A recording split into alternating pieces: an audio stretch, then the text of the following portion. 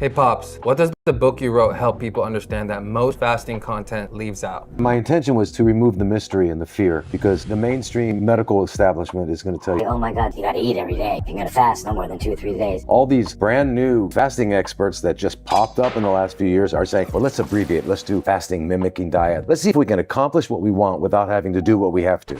If you fast the right way, you're going to get the true benefit. This benefit is a gift from God through nature. And what it is an opportunity to have a new body, the second chance. What? The least time you ever have to spend with a doctor, the longer you'll live. Going to hospitals is outsourcing your health, which is insane. The main difference is it's structured based on what really happens to the body. It's clinically structured instead of some vague philosophical idea. This is what happens the first 3 days. This is how you monitor it. We do orthostatic vital signs, pulse oximetry, and we monitor. We know whether or not we're volume depleted, etc. So we are able to monitor each phase of the fast, understand what each phase of the fast is. If we're going to feel a certain way, we already expect it. We can note it. It's like someone already told you about the ride you're going to get on. So now you get on the ride and you go, oh, okay, here we are. So it's familiar, you're comfortable, you'll do it right.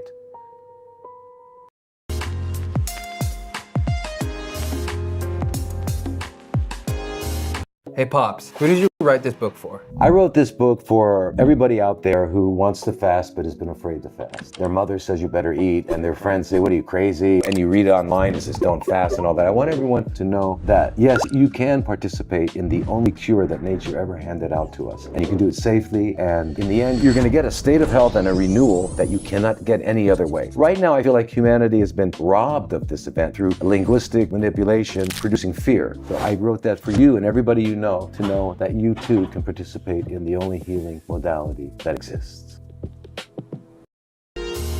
Hey Pops, what does the book you wrote help people understand that most fasting content leaves out? My intention was to remove the mystery and the fear, because the mainstream medical establishment is going to tell you, oh my God, you gotta eat every day. You're gonna fast no more than 2 or 3 days. all these brand new fasting experts that just popped up in the last few years are saying, well, let's abbreviate, let's do fasting mimicking diet. Let's see if we can accomplish what we want without having to do what we have to.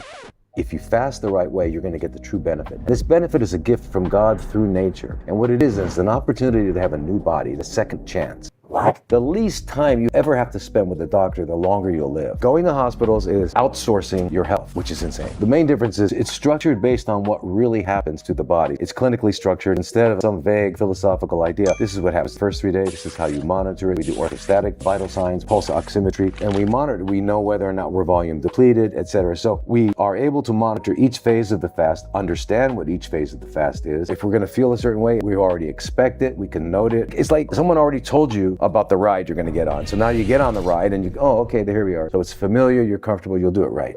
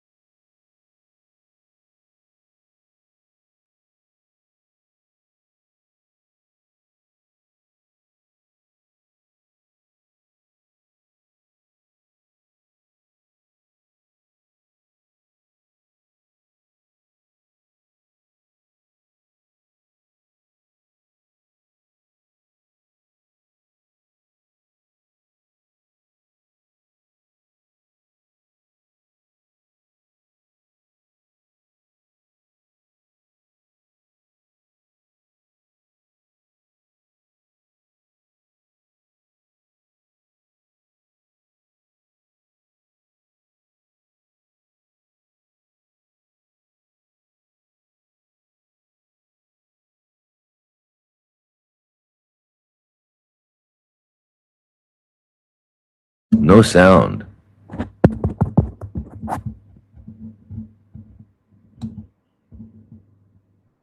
There's no sound. Is there sound?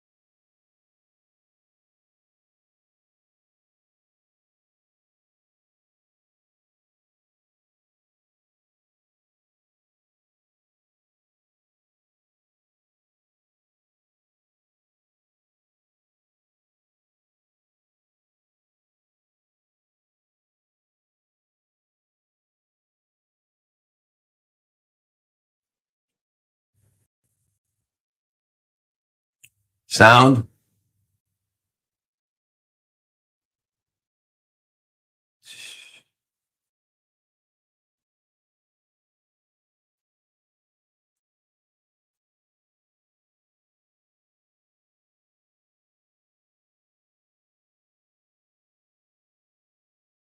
Sound, yes? All right, well, anyway.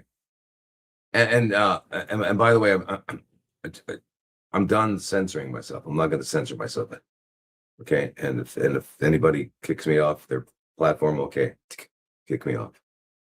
Because we can't censor. This is a time in human history where we don't censor ourselves. This is a time where we tell the truth. We get on the rooftops and we scream the truth. Okay, because we want to save humanity. Okay, so that's it. All right.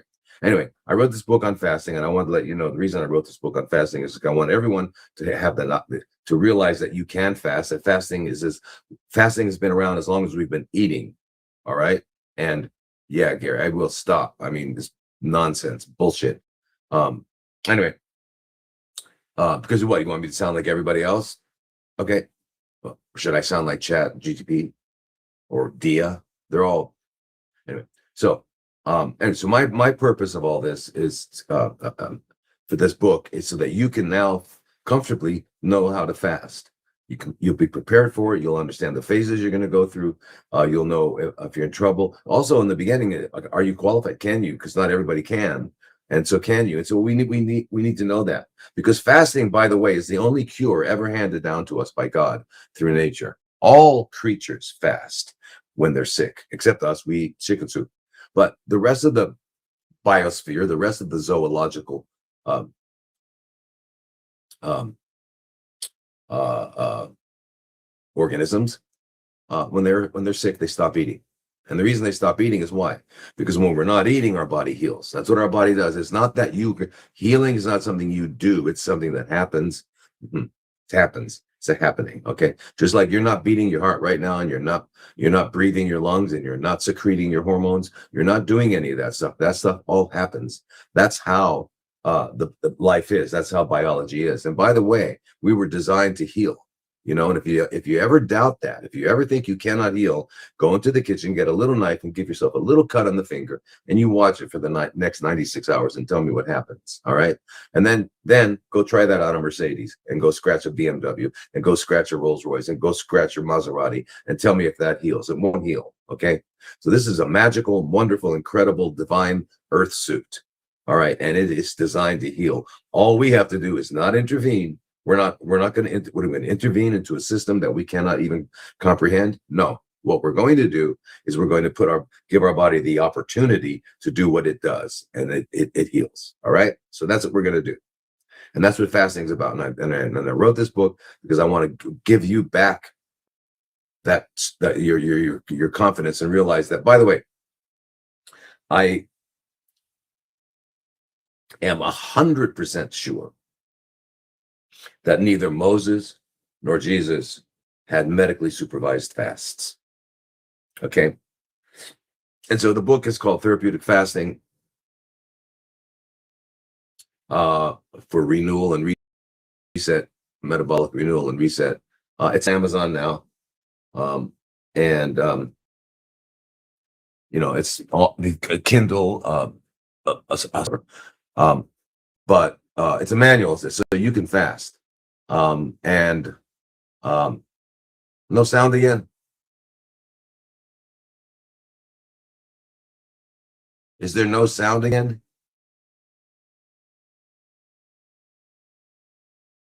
Hello?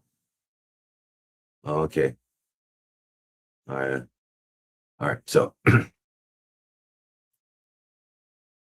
yeah, and these Sunday Night Live, Monday Morning Lives here in Asia are here for me to I've been doing this for quite a while. And the reason I do it is because I want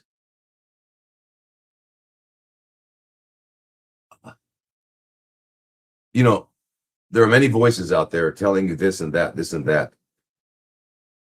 There are the last voice I knew of who told the pure absolute truth. And the thing about the truth is, when you hear it, you don't need a reference, just a moment's reflection, a moment's consideration to go, yeah. For example, you learn how to count to 10, and then someone says, by the way, 1 + 1 is 2. You go, yeah. You don't say, well, I don't agree with that. Okay, so the truth stands on its own authority, requires no reference other than a moment's reflection. All right. So who's the last person I read? Guy named Herbert M. Shelton. Okay, this guy was incredible. All right, he wrote many, many books. I grew up on him. From the age of 14, I read his books. But there is the truth, and there's no voice. That voice is not out there. So I do my best to do that, because I'm going to echo that voice. All right. So that's what I'm here for. So the first hour is going to be, I'm going to answer questions that have been submitted previously. And then the second hour, I'll answer, it's not loud enough. I'll answer questions that occur spontaneously here. All right. Now, you can all hear me, right? Again.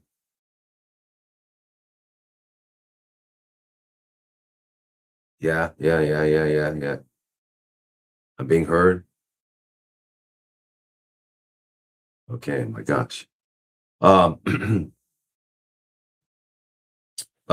that's how it works. Now, for those of you who already have CFCs, by the way, CFCs, for those who are new, are chronically fermenting cells, which are the cells that is referred to by the medical authorities as cancer. Okay, and it's not. Cancer is an astrological sign. All right, it has nothing to do with what's going on in your breast and your pancreas or anything like that. There's no astrology. There's no astrological sign in your body. Okay, there are some chronically fermenting cells, which is a natural adaptive response to cells that lose their mitochondria. Mitochondria are how we make energy in our cells. So when the 60% of them are rendered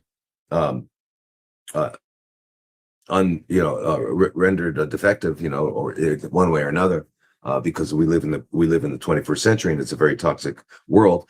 Once that happens, the cell has to change operating systems and start to ferment, because fermentation or glycolysis is is very simple process, acquires just a few chemical reactions, and it's single cell organisms and multicellular organisms can do it.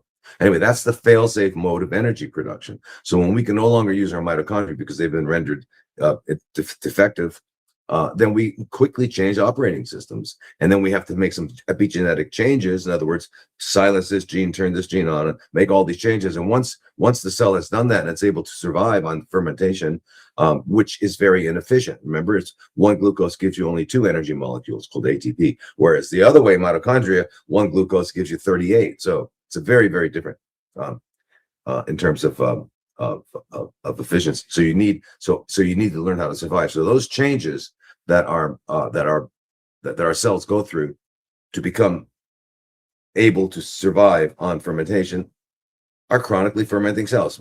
That's what they are. And if I use that word, and if I use that acronym CFCs, then you know what it is. It gives you information, right? You have data. Okay, well, that's what it is. It's ferment. So now how did that happen? Why did that happen? Oh, because of the toxicities and stuff.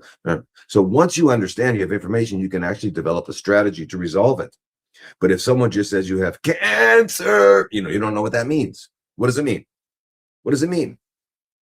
Right? It means nothing. And what unfortunately what it's come to mean is it's become synonymous with death.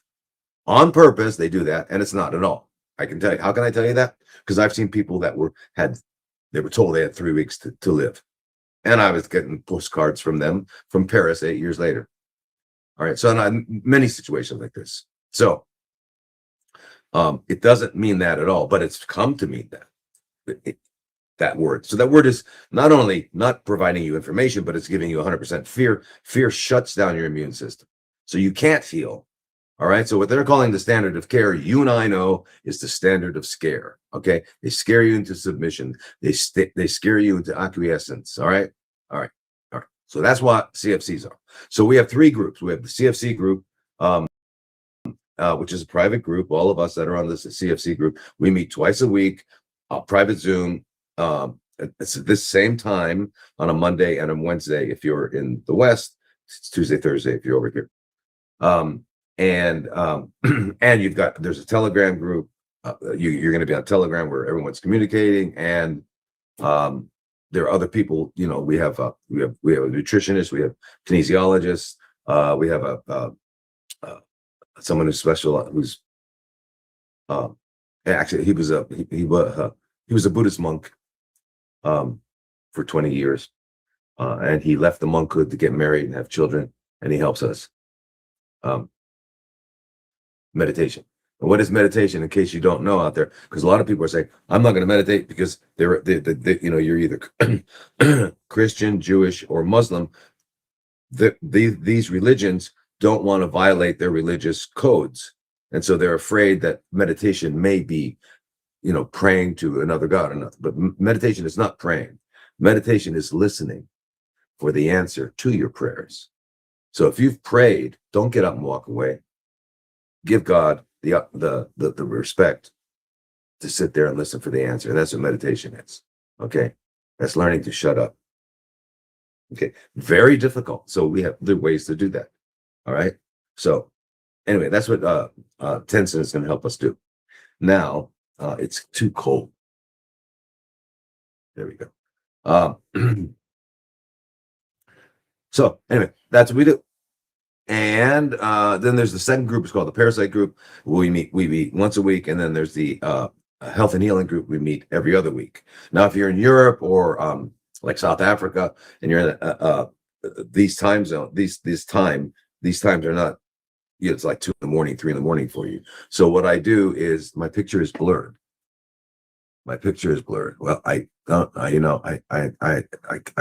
don't. Sorry. You don't really, all you need is kind of the image of my morphology. You don't really see the details. So I'm sorry, the picture's blurred. Anyway.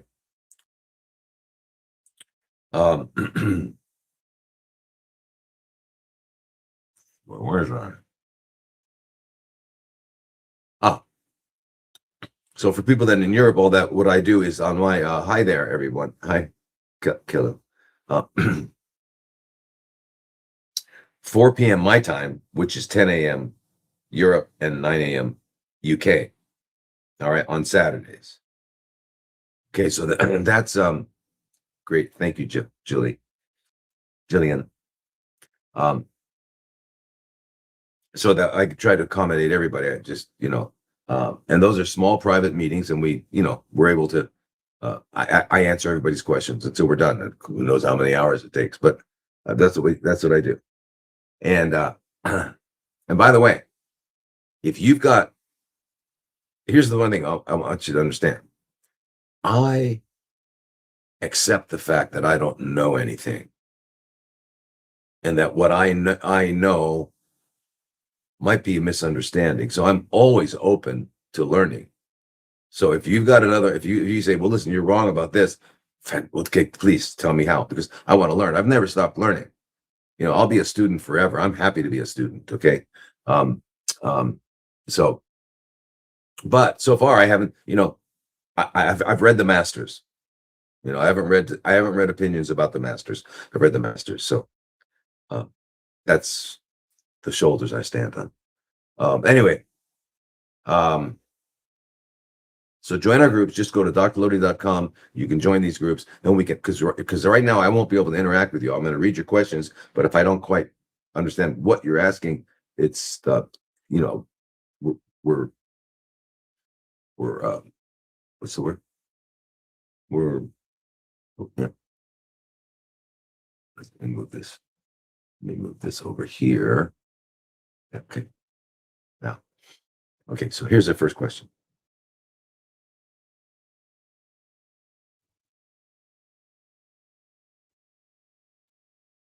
So anyway, as I said, the book Therapeutic Fasting, please get that. So I want you to learn that you can fast, and you don't have to be afraid. You imagine. I want you to check this out. The medical, if you look at the medical profession, they're going to tell us fasting is dangerous. Don't fast without without having a doctor to supervise it. Well, most doctors don't know much about fasting because they don't study it. It's not part of the curriculum. And so you're not going to get much help there. So you got to be aware of water. However, now maximum tolerated chemotherapy, that's fine. All these poisons are fine. So the irony, the what's the word? Absurdity is right there. So anyway, water actually is the fountain of youth. Yeah. Okay. Now, by the way, all these live streams are archived and you can find them in any of the social media platforms, right?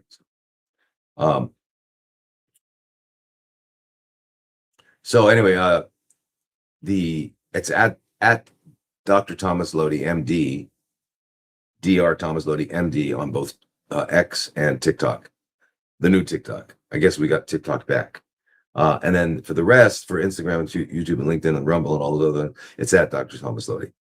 So with no MD. All right. All right. Or you can go to the website and go at drthomaslodi.com/live. And it's also on YouTube and all that stuff. All right. So the first question is with Corey, and the question is regarding breast CFCs. I was diagnosed with invasive ductal carcinoma in October. I don't know if it was fear or what, but I agreed to the biopsy and markers. I have the ATM gene mutation, so I opted for a double mastectomy with no reconstruction. My question is, what can I do to prevent recurrences? I wish I would have let family members talk me. I wish I wouldn't have had let family members talk me into the biopsies. Have I caused it to spread? Okay, so now here's the okay, so you were diagnosed with invasive ductal carcinoma. That tells me you had a biopsy, because that's what a biopsy does. What the biopsy does is that they take a piece of tissue and they look under the microscope and they just describe what they call the histology, which is microscopic anatomy. And when they say invasive ductal, that means it's in the duct. It's in a duct because breasts are made up of little sacs that make milk, and then the ducts that carry them to the nipple where the milk comes out. And then in addition to that, there's fat and connective tissue. All right. And that's what breasts are. So the CFCs are going to be with somewhere in there. So in this case, it was in the duct, and invasive means it went through the wall of the duct, and it's a carcinoma, and it was a carcinoma because of its embryonic origin. That's all, I won't go into the details, rather than a sarcoma, which comes from a different part of the embryo. Anyway, but that's all it is. It doesn't give you any information. It doesn't give you information. Understand that doesn't give you any help. Because now that you have this name that fails to tell you how you got this and how to resolve it, it really have no value to you. You could have called it a banana. Okay. The value is that now it goes into the nomenclature. They can put it onto their sales algorithm, and they know what products and services to sell you. And that's the value of that's the value. It's for that. Okay. It has nothing to do with, it doesn't help you. All right. So, what is claimed is that if we do the biopsy, now we know what it is, we know what drugs to give you. Right now, if we look at the drugs that are used in all the different chemotherapeutic regimens, if you look at them, they're pretty much the same all throughout there. And in fact, for example, a drug gets approved for breast, and then it gets approved. That means the FDA approved it, which means that now it can be paid for by insurance. That's what that means. Now you say, okay, I'm going to see how it works with ovary. Now it's not approved. That's called off. Therefore, it's called off.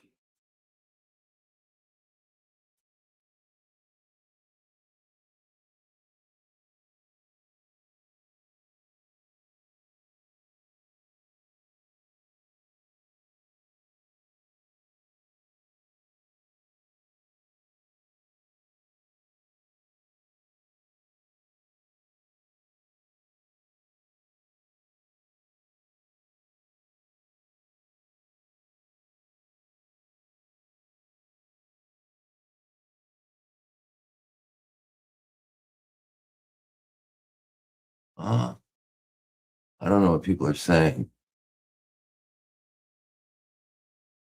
I don't know what people are saying.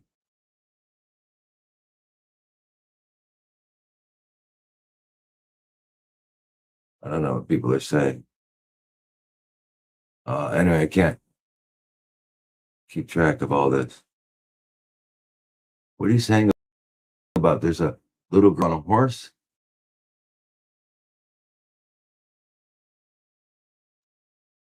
A little girl on a horse?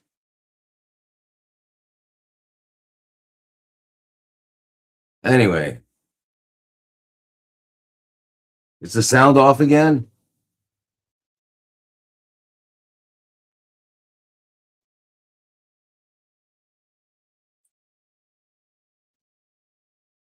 All right.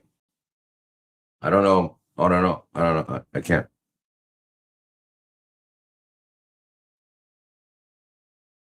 Oh my God. So, what the hell was I talking about? Oh, all right. So it's approved. Let's say it's approved for breast. Someone says I'm going to use it for ovary. That's called off-label use, and means it's not going to be reimbursed by insurance. However, they do that a few times in the trial on this. So you pay more money to the FDA, and now it gets for that. So if I look at, for example, some of the platinum drugs, the taxanes, and they're in almost every, ovary, colon, so yeah. And I want you to keep in mind something. The first IPT that was ever done, insulin potentiated low dose chemotherapy, 1936 for people with CFCs. It was invented or put together around in the early teens, like 1918, 1919. Then finally in 1936, it was CFCs. Well, those days they didn't even have chemo, so they just used small amounts of mercury and arsenic. And that woman who had breast CFCs was seeing the grandson of the guy who invented it in her 80s for some other problem. So that's pretty insane. Okay, that's pretty cool. Anyway, so the point is this: with whatever poison you're using, it really doesn't matter. You make it. That's why they have all this. There's a lot of money in clinical trials. My video is foggy. I don't know what to say. Maybe it's just me. Um, because if a poison gets into a cell, it's going to harm it, right? Now, what cells to push it out quicker than you can. But what the insulin potentiated low dose chemo does is the insulin door.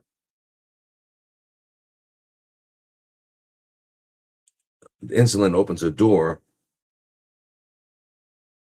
that the to let the drug get in quickly, and the cell can't close that insulin door because it relies on that to survive.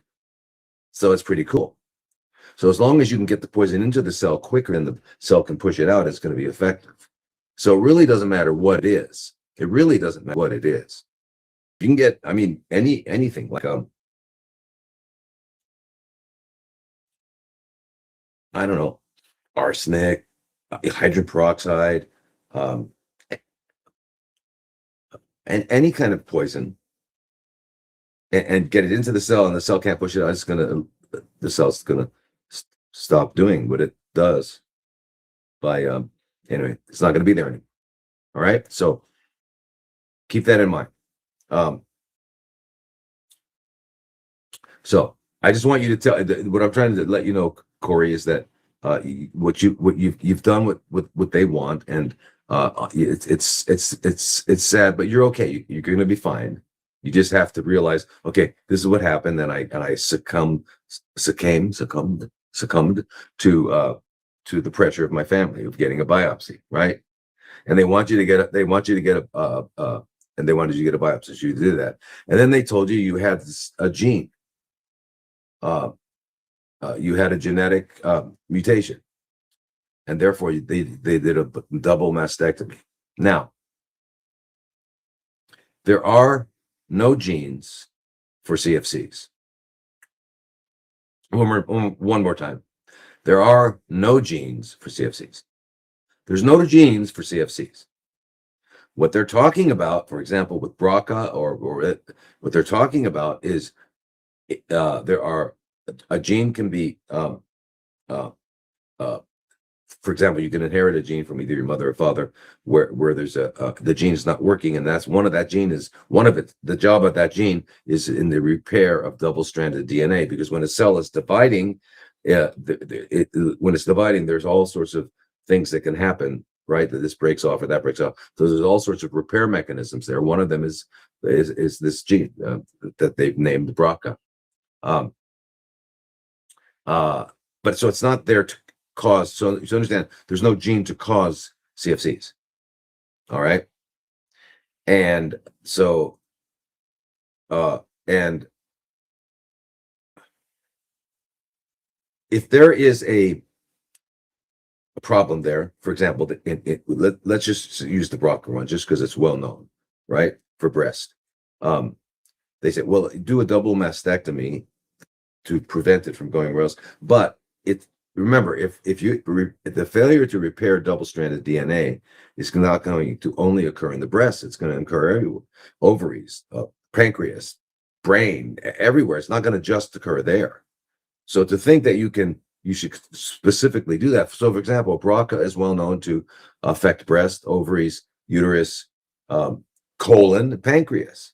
So women will get their breasts taken out, the ovaries taken out, and uterus taken out prophylactically so that it won't spread there, but they don't get their pancreas taken out, and they don't get their colon taken out, right? So the whole thing is okay. These are just standard of care. Please understand that.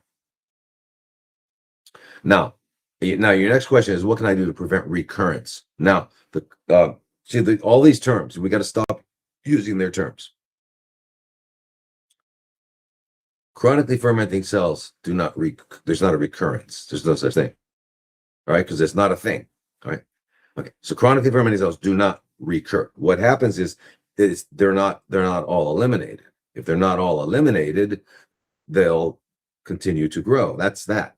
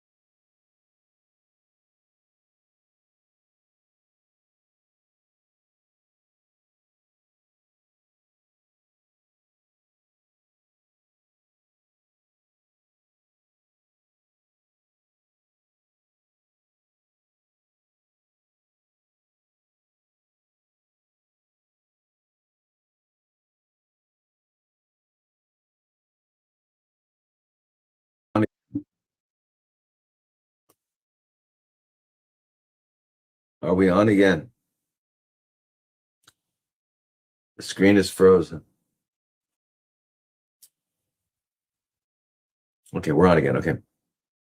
So, uh, so what happens is this, there's still the little microscopic stem cells that are there. And stem cells are different than mature cells of a tumor.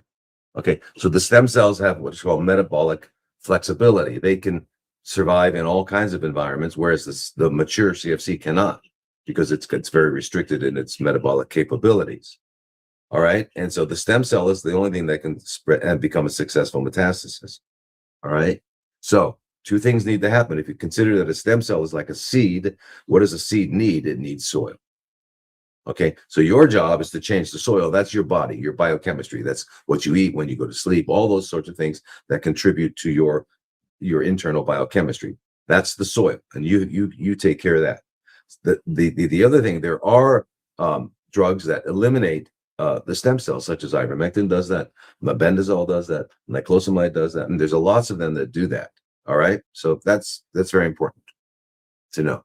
So what can you do? So what you should do, Corey, is please join our CFC group. Okay, go to drlodi.com, drlodi.com, join the CFC group. We'll meet twice a week. I'll answer questions. I can guide you through it. There's lots of people on there that have gone through what you're going through and that can tell you how they're doing fine and all that. It's a very, very important community for you. And absolutely not prevent recurrence and go on to living a very, wonderful life. Okay, satisfying life. Yes. But yeah, and it involves a lot of things, and I can't go into it all now because it would take at least 3 hours. So anyway. But please join. But first of all, you got to get rid of the toxins that were causing it in the first place. And then we need to wake up the immune system. There's certain things we have to do, and we've got methods for doing that. Okay. All right. Thank you guys. Thank you. By the way, the other day I like fell off the bed with my hand like this because I was playing with my cats, jumping on the bed. Anyway, I fell off with my hand right here and I like right on the ground. Ugh. I bruised my heart and I broke my rib. So for a couple of days there was hard breathing. Now I'm healing. Healing is happening. I'm not doing it. Okay. Now, here's a question from Linda. It says, do these antiparasitic drugs work for multiple myeloma? Which ones? Okay, so yes. The answer is these antiparasitic drugs, and there's a lot of controversy about that. However, there was a recent article came out where they looked at ivermectin and mebendazole. And I think it was 197 people. It's published, 197 people, and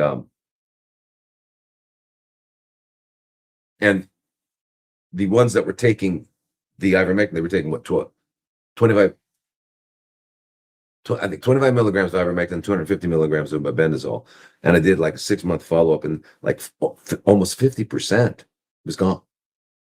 And then there was others where it didn't grow, and it was an amazing study.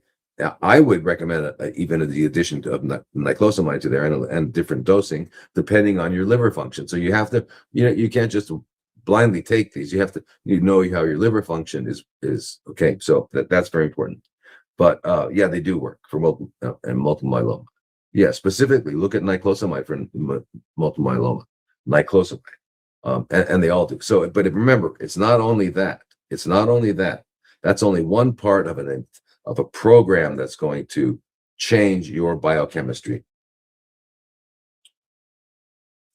But yes, for multiple myeloma, because remember, multiple myeloma is when we're talking about chronically fermenting cells, the only difference between ovarian, breast, brain, multiple myeloma is the first word. The second word is the same thing, and that is chronically fermenting cells.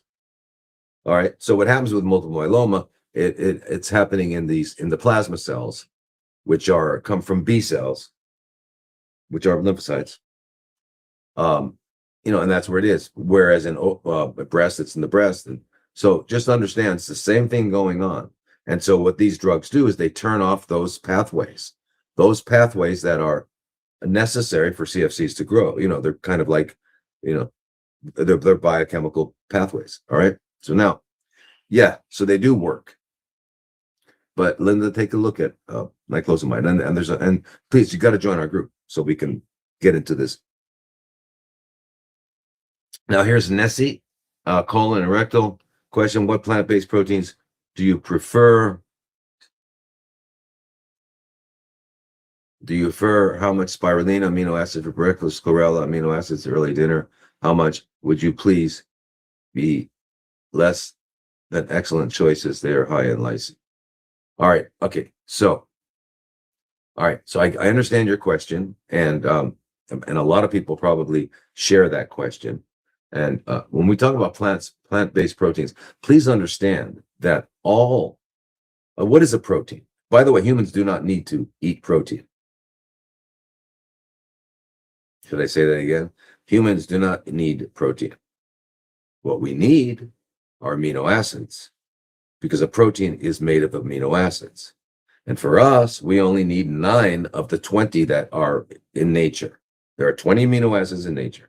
9 of them we need. They're called essential. If we have those, it's called a complete protein. Okay.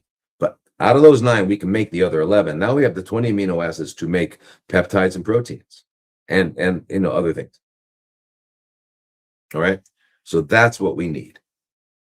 So the question is, to restructure your question here, what you were asking is, how can I get those 9 amino acids?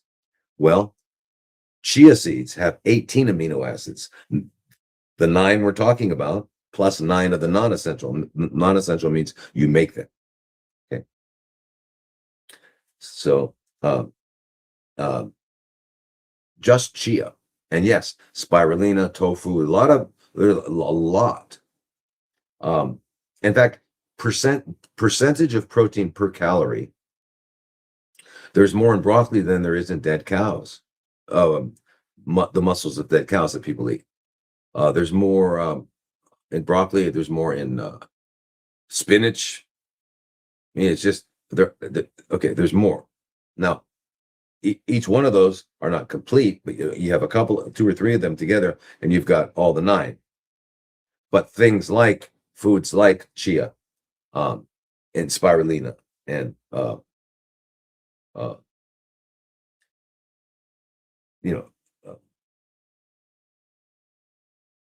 different kinds of grasses are complete. But just mixing up a few of them and you have it. It's not difficult, because I want you all to remember something. When we talk about protein, if someone says, "Are you getting enough protein?" What is protein? We think of it as strength and size, right? Well, think about it. What's the strong? What animal in the jungle is made of the most protein? The strongest. It's the elephant, and the giraffe. And then how about the rhinoceros and the hippopotamus? They're huge, massive. It takes 6 or 7 lions to take down one elephant. Now they don't eat any animals. They're just eating plants. So understand that we've been misled with this whole protein myth. All right. In fact, when we are infants, all right, the only food we need is our mother's milk. Whatever kind of mammal we are, dogs, giraffes, elephant, humans. And in our mother's milk, in human mother's milk, 5% of the calorie is protein. Whereas for a rat, 49% is protein. All right. So the time in our lives when we're growing the quickest, rapidly, we only need 5% of our caloric intake to be protein. So we don't need as much as others do. So this whole idea of, and in fact, one of the what they call diseases of protein malnourishment is called kwashiorkors, right? And marasmus. Okay, we don't see those. I worked in hospitals for decades.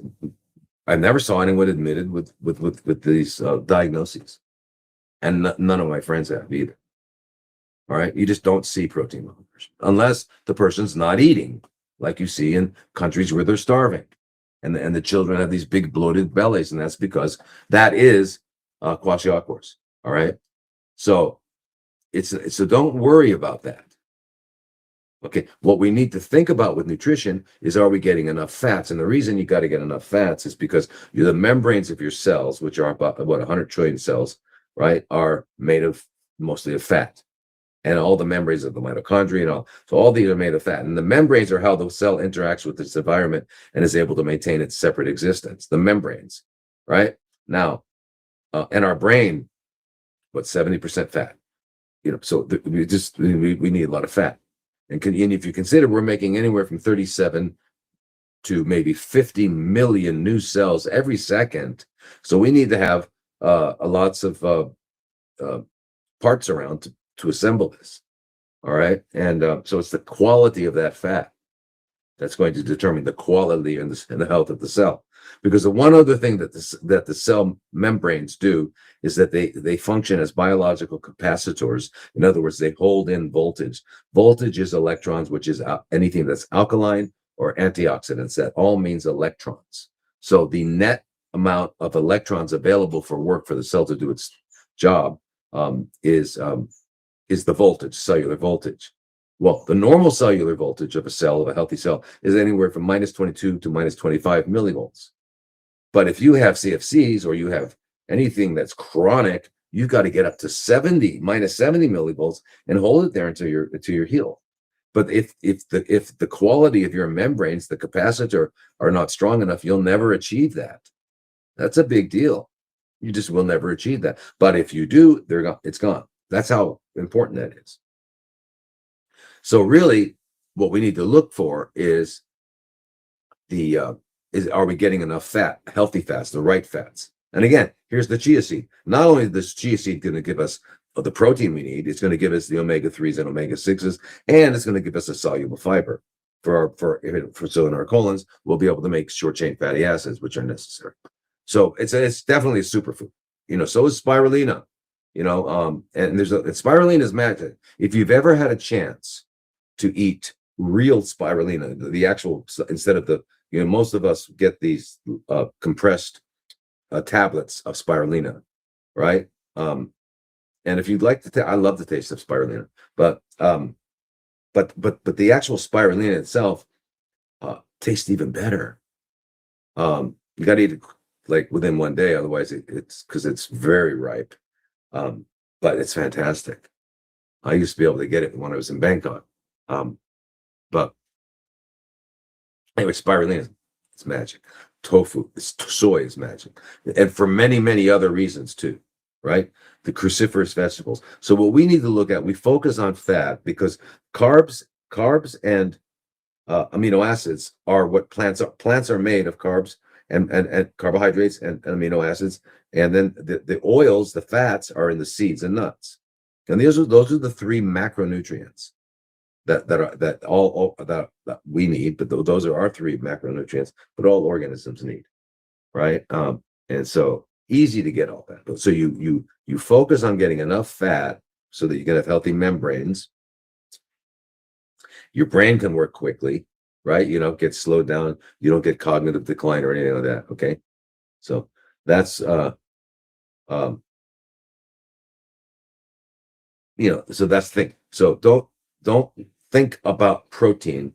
Think about, am I getting those 9 essential amino acids? And just look it up, or have you can find it, a chart with the 9 essential amino acids, and then look where you'll get it. There's all kinds of places you get it.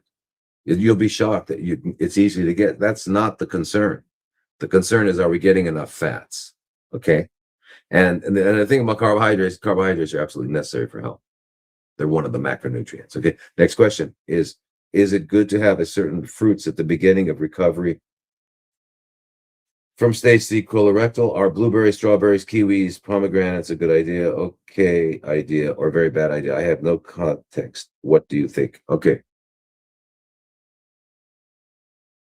Okay. Now so the question is asking is recovery from stage 3 colon. Is it good to have certain fruits at the beginning of recovery? No. Well, here's the thing. What you need to do into resolving a situation, whether it started in the colon or it started in the ovary, breast, brain, it doesn't matter where it started, because it's the same process. I'm going to use that word cancer again, but just to make a point. So they call it ovarian cancer or breast cancer or colon cancer or brain cancer. So the only difference is the first word, location. The second word is the same, and because that means it's the same metabolic process going on called aerobic glycolysis or the Warburg effect. Okay, that's what it is. That's what defines it. So the only difference in the different these different ones is the location, the type of cell, because ovarian cells do different things than colon cells, and so they have different activity. But it's not the actual process of the CFC. That's the same. So that's really an important thing to understand. So there's no different types of CFCs. There's one type, aerobic glycolysis. It started here, it started there.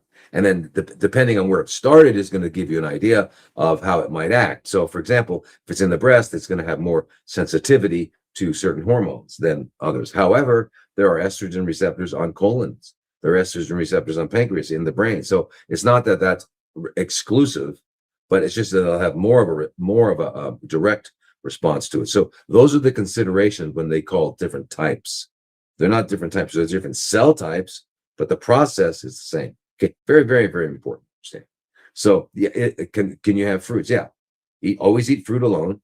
Never eat it with anything else, otherwise it'll ferment. Don't eat the really sweet ones for now, like bananas and stuff like that. But all the ones you mentioned are very good. But don't eat a lot of it. But remember, it's giving now when we think glucose got a bad name, it's bad. Well, it's not bad. You know why? I'm going to tell you something. I've supervised long fasts. So 41-day water fast. On day 41, we do a finger stick to look at the glucose, and it's normal. How can you have a normal glucose when you've been on water, the most ketogenic diet in the world, water? And now you've got normal glucose. Why is that? Because you need it, and your body's saying, look, if you're not going to eat it, I'm going to make it. And it'll make it from muscle or fat. All right? So that's it. You can't get rid of it. Okay? Because not only is it necessary for fuel, which your brain needs, your immune cells need. So if you starve CFCs, you starve. It's all over. You can't selectively starve them. But not only is the glucose used for fuel, it also provides the carbon backbone to make other molecules that the body needs to make. So anyway, just keep that in mind. So if you're getting some natural, some natural glucose, fructose, that's fine. That's fine. You just don't want a lot of it. I mean, you don't want too much of it. Remember, you want to eat. Remember, it's got to be like 60% fat, healthy fats, chia seed, flax seed, hemp seed, nut butter, all nuts, seeds, nut butters, seed butters, avocado, coconut oil, all these things. All these are healthy fats that are fundamental to being to health.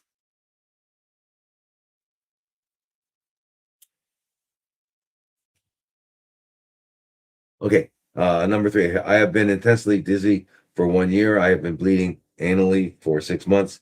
My iron levels are normal. It is very intense. I've been blowing it off, but it's getting worse. Do you have any ideas what could be causing this, and what would you recommend? All right, so you say you've been dizzy for a year. Dizziness needs to be looked at as there's two kinds of dizziness, basically. One is you kind of like lightheaded, we call that dizzy. The other one is spinning. They're two different things. Okay.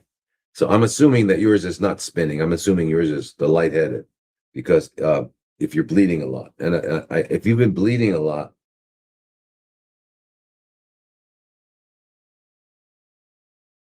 if you've been having anal bleeding for 6 months and your iron levels are normal, that can't be a lot of bleeding. It's got to be just a little bit. But anyway, still. So what's going on? And you've been dizzy. So if we're going to correlate the dizziness with the bleeding, that would mean that you're losing blood, and you're not making it, because we make blood in our bone marrow. You're not making it quick enough to replace it, so you're getting anemic, and you're getting, and you don't have enough blood volume, so you're dizzy or you're lightheaded. Right. So, but there's some contradiction here that's why you've got to join these groups, so that I can ask you this and that and this and that. We can interact, and I can find out how to better answer the question. So, so you've been ignoring it now for 6 months, but you don't want to ignore that anymore. You want to deal with it. All right. And so if you can find a trusted physician, all right, and have them evaluate what's going on with you, rectally. Are we talking about hemorrhoids, or what are we talking about? And if I were to talk to you, I'd ask you other questions and try to narrow this down, but I can't. So please, if you go to drlodi.com and you join the groups, any one of the groups, then we can talk on Monday, tomorrow, your Monday, my Tuesday, right? Okay, because but you definitely need to find out what it is. And you said it's very intense. The only contradiction that I'm not quite understanding is been bleeding for 6 months, but your iron levels are normal, and that's very strange, unless I'm reading this wrong. Okay, so anyway, what time is it? Okay.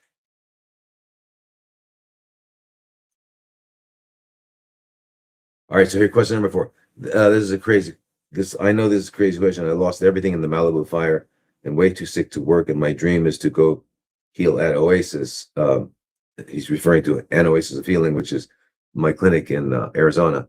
Do you have any friends or clients that have healed from CFCs and want to pay it forward, as I'm willing to beg to be chosen? I want to live, thrive, and give back to this beautiful planet. Huge. Need some help. I am dirt poor. Okay. My heart goes out to you. So yeah, I don't like the way this world is set up. Anyway, there's something called GoFundMe. People do this all the time, and I don't really know how the details, how it works. So I'm hoping that people could, whoever you are, if you should come on to you got to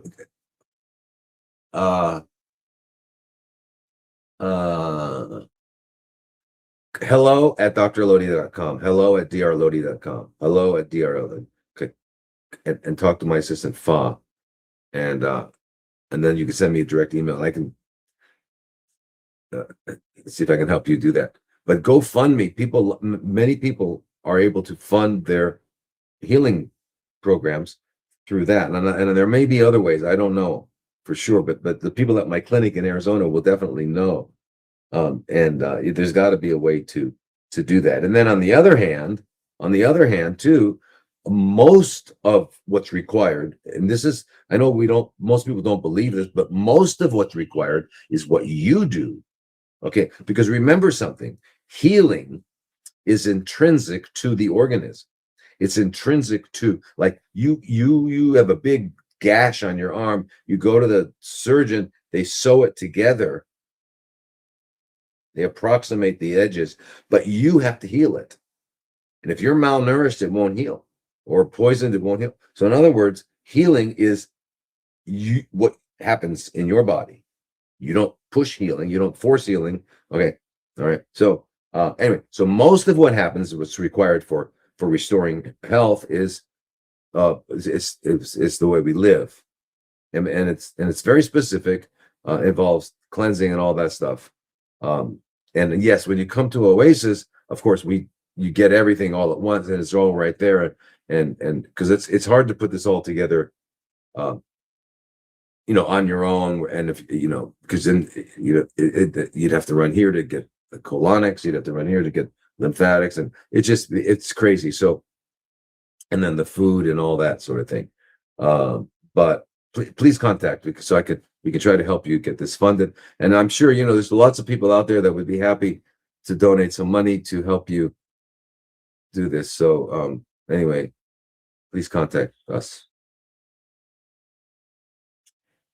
All right. All right. So here's a question. Shannon.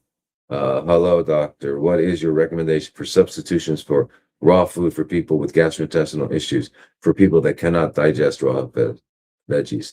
Thank you and namaste. Namaste. Um, okay. So now raw food, when we talk about raw food, keep this in mind. Raw food is real food. Raw food is the food that the earth produces.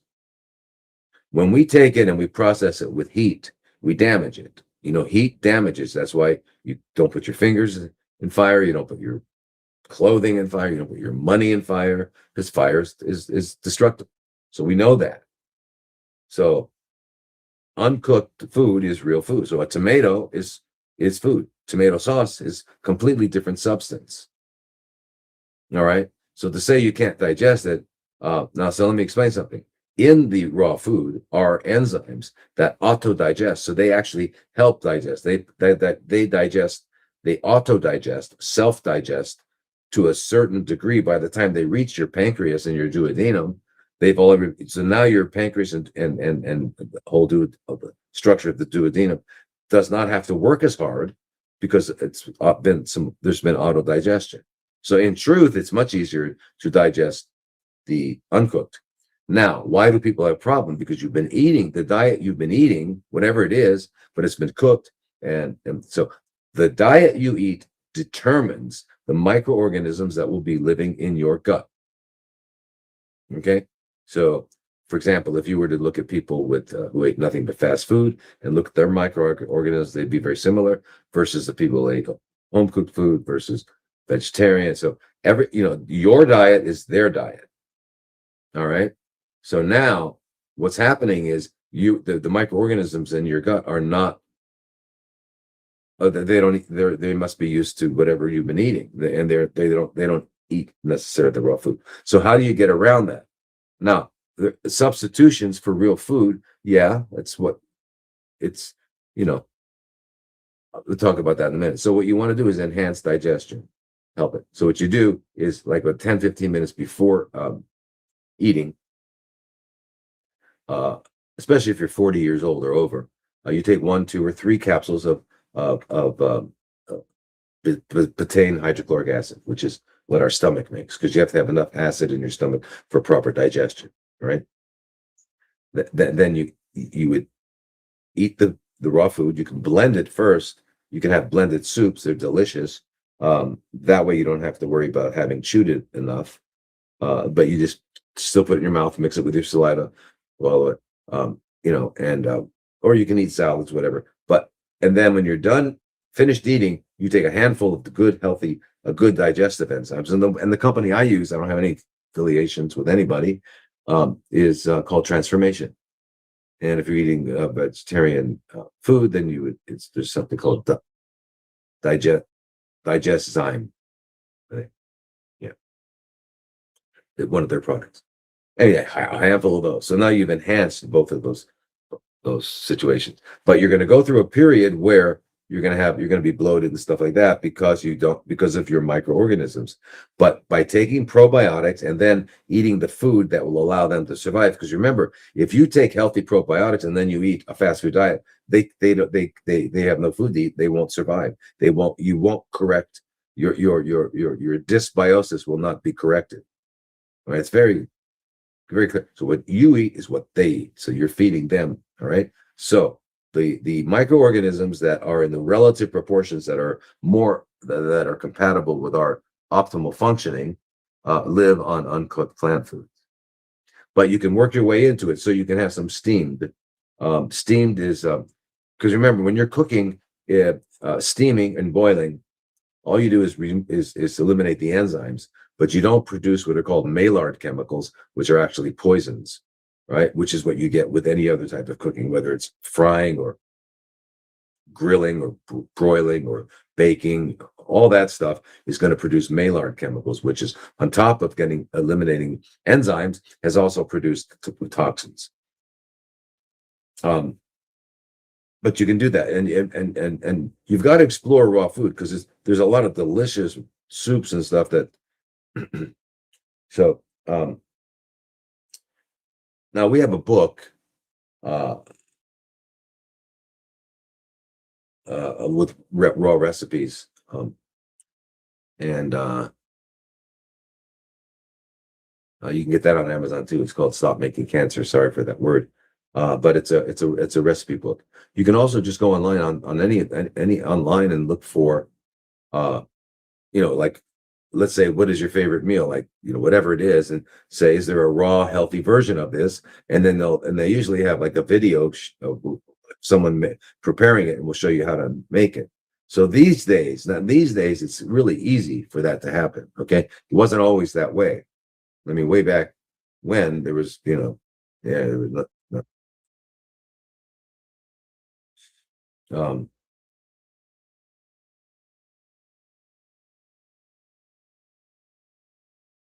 okay. So excuse me. I'm going to have switch over now to spontaneous questions from you guys, because that's the format we want to do. Because so I didn't get all your questions, so please resubmit them for next week. Let's get to them. All right. Okay. There's a lot more, and there's some great questions, but my gosh, you know, uh, you guys. Oh, I want to answer all your questions. I'm not gonna do that. Hey, anyway, real quick, Carmen, what's good for forgetfulness? Starting dementia 60. Cleanse. Start cleaning. Do thorough cleanse. Make sure you biological dentist, and this is for everybody with every problem. That, and then start cleansing. Do a long juice cleanse. 6 weeks, 8 weeks. Do that. You're going to be surprised. You're going to be shocked at how much better things are. Go to sleep by 9. Just do it. And there are certain other things, but you're going to see this start to go away. And you're obviously postmenopausal, so you want to get biologically identical plant-based hormones to restore you to a healthy cycling woman around 35 years old, right? By doing that, you're going to have because part of what happens with postmenopause is cognitive decline. All right. Anyway, yes, and I can't answer everybody's questions, so join the groups, please. Now, let me find some questions here. Chat.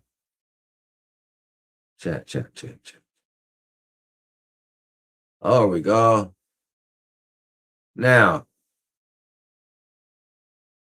why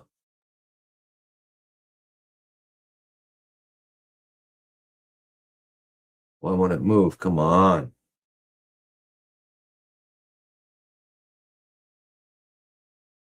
Do you have to be a member to have a question answered? No, you mean right? No, now? No.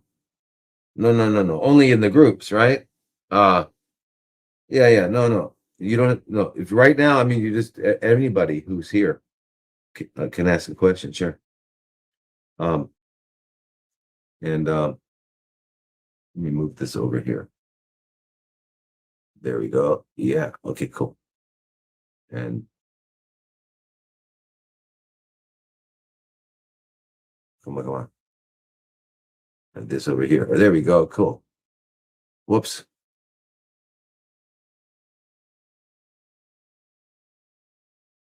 There we go. All right. Cool. Now I've got it all.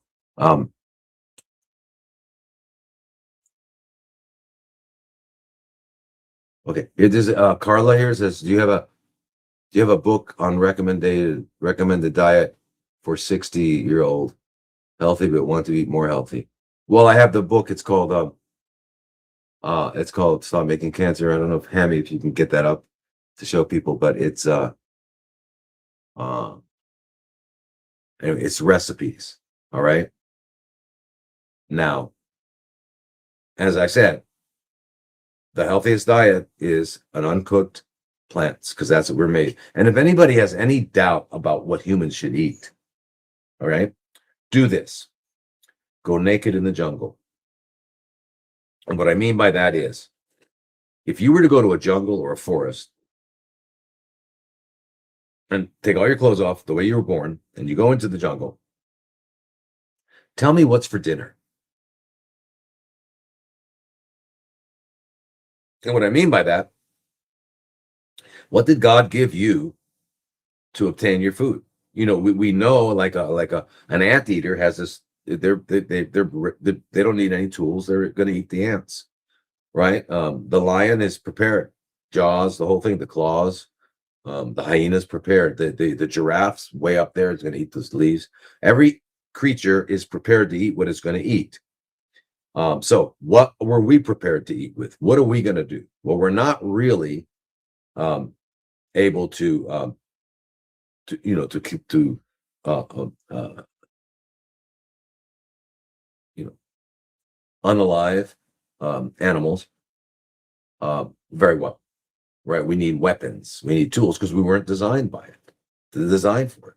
And we also don't like to eat the animal alive, and we also don't like to eat the corpse. So we've got to take it and do all sorts of stuff to it, and put sauces and flavors and change the name and call them pork chops or whatever. So, or meatballs or whatever, nuggets. Anyway, but you'll see if you're there, what are you equipped? You're equipped to pluck, plant, peel, eat. Like that's what we were equipped for, right? And so that's just now. Yeah, and here's the question. But Kelly says you eat eggs, so you could you could eat the egg. So you will see chimps and other if they come upon a nest, they'll eat the egg. Yeah, not cook it. They won't cook it. They won't cook it. I'm not going to make it. You don't have to, Darlene. That's not what my point. I hope you don't think that's what I was suggesting you do. And this was metaphorical, okay? This was, if you were to do that, you would find that what are you going to eat? What did God give you with your hands to eat? How are you designed to eat? Okay?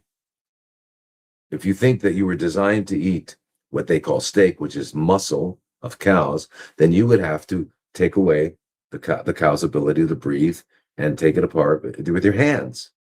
That's how you were equipped.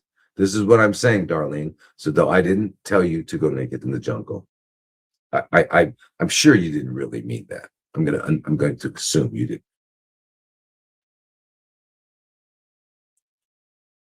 My gosh. Thank you for smiling. I like that. Okay. Okay. So I'm a very healthy 5.320 pounds. Huh. Great. Okay, this is my stomach is reacting to raw. Well, okay,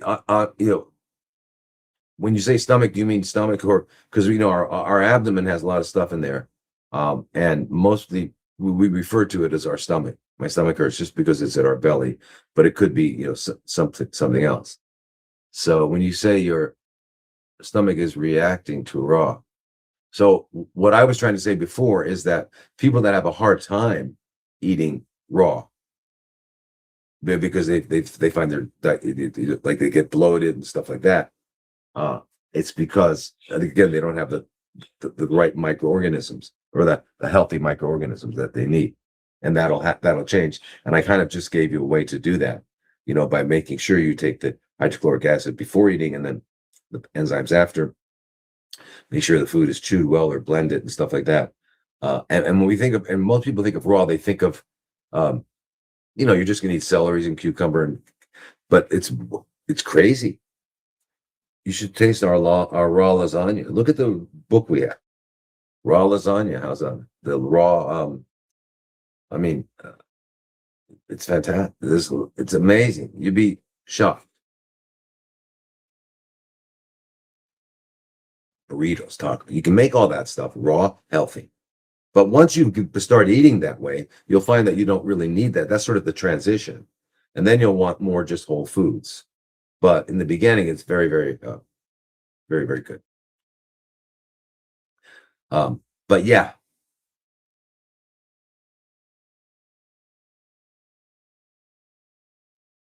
All right. And okay, here, let me do it. Instagram. It says, any advice for low leptin levels? 0.6, 1.2 levels have been extremely low after being hospitalized for sepsis. All right. Well, I wouldn't. Okay, and this goes to the heart of many questions. Such questions. Okay, we're talking about a leptin level. Like someone will have prostate CFCs and they'll say they're talking about their PSA, which is that's not our issue. It doesn't matter what your level is on anything. What matters is how are you functioning. So leptin would tell you you're full. Are you not experiencing fullness that you keep eating? Is that what's happening? So so rather than treating a level, which is something, remember, we found it and we named it and we, and all that. But the point is, do you get hungry? And then when you eat, do you get full and stop eating? So that would be the question. And that's what I would like to know.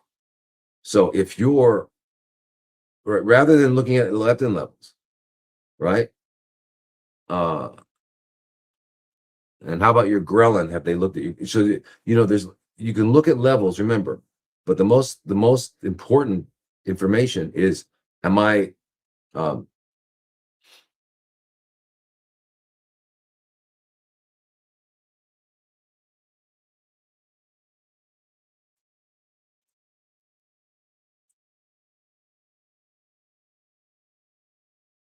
let me just excuse me guys for a second.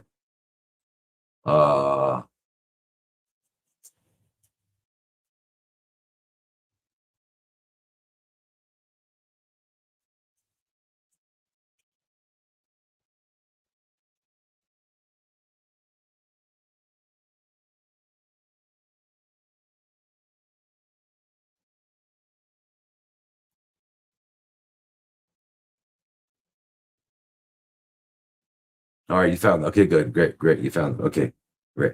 So she'll put that up. So that's the book. And okay. It's a recipe book, not a cookbook because they're not cooking. It's a recipe book. So what I was saying was, where was that question? Oh, here. Oh, okay. Thank you. No appetite. Huh. Wait a minute. No appetite, but I drink olive oil for extra fats. 111 pounds at 5'9". I guess that's 111 pounds at 5. Post Lyme's Valley fever. Okay, so hydrochloric acid before you eat, like 15 minutes before you eat, because normally you're going to have a low pH, which is acidic, of 1.5 to 2 in the human stomach. By the time it's 40, you're not making as much, so it helps. You take it 15 minutes before so that when you eat it's there. And at the end, you take a handful of digestive enzymes. Okay. All right. Now, what was that question I was trying to get? So you get hungry.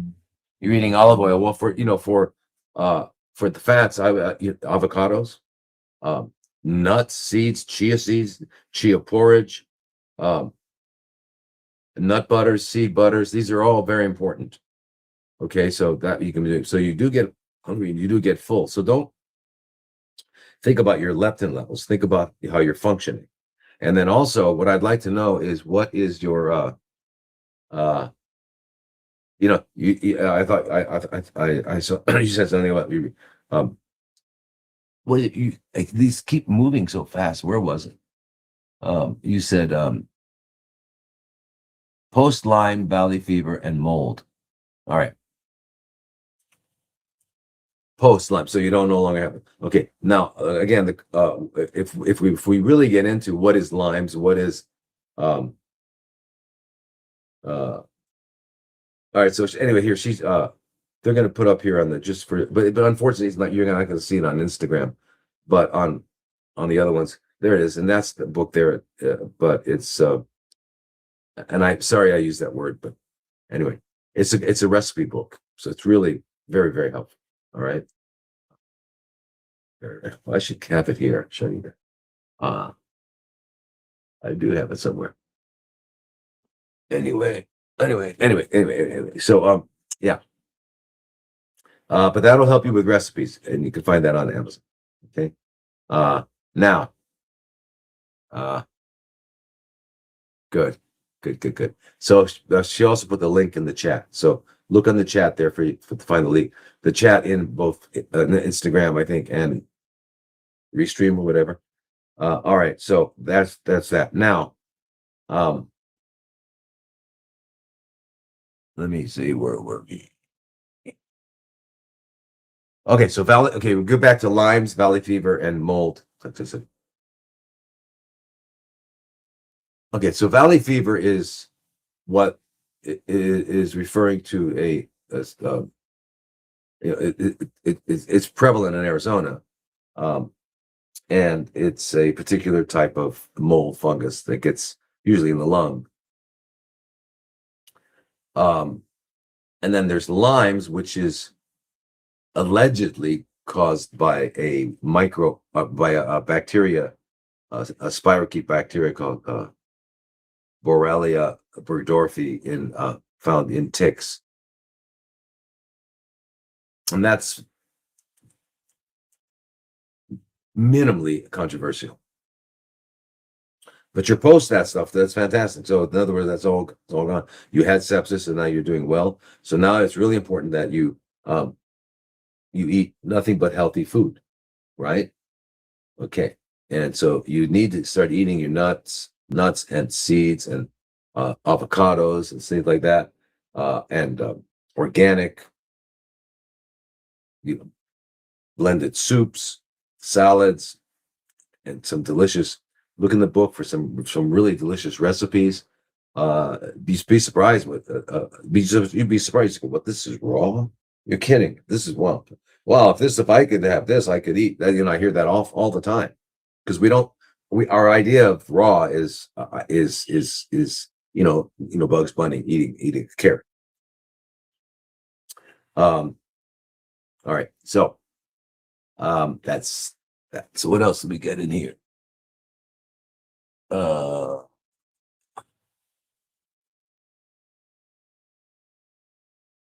Questions? Any suggest? Whoa.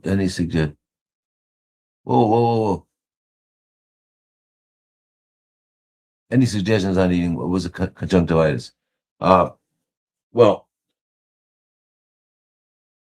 all right. So conjunctivitis is inflammation of your conjunctiva in your eye. And is it just inflammation, or is there some sort of pus or other stuff like that? One thing is just to keep it well irrigated. You can get some of those.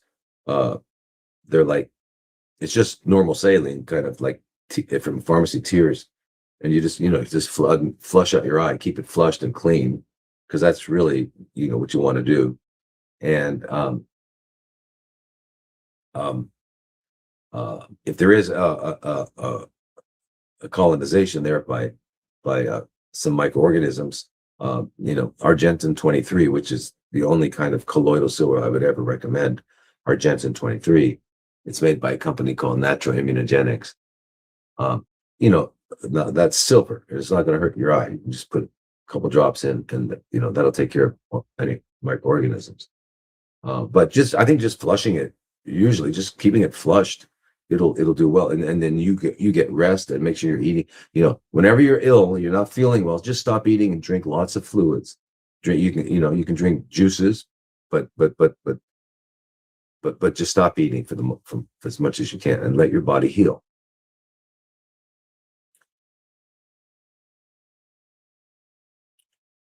So anyway, so now let's see where we are. So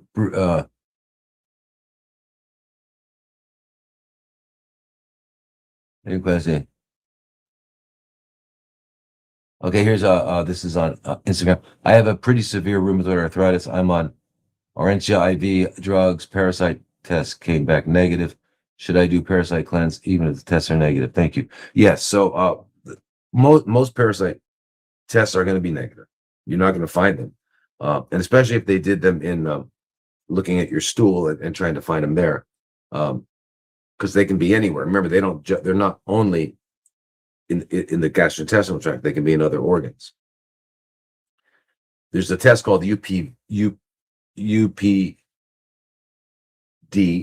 so universal parasite D is for diagnosis, DX. And it's a blood test that looks at molecular markers. And it's probably the best one around. Now, or you can just understand that, we do have parasites. We all do, and do parasite cleanse. So first you make sure your liver is okay. You look at your liver enzymes before you can know whether or not you can take the protocol. And rheumatoid arthritis, again, is supposed to be, it's allegedly what they call an autoimmune disease. Okay, so first of all, you got to understand when they say autoimmune, what do they mean? They mean that the body is so stupid that it's attacking itself. And the body, so that tells you that nature's stupid, right? This is science. Science says nature's stupid, your body's stupid, and it's a good thing we came along to fix it. All right, so that's we have autoimmune, rheumatoid arthritis, lupus. There's no autoimmune. You understand? The immune system is doing what it's doing because it's necessary, and just because we don't understand what it's doing, we can't just say, "Well, it's attacking itself." No. Okay, this is science. They want you to lose any respect you have for nature and to abandon your religion for the new religion called science. All right? The religion of science, where the priests wear their long white coats.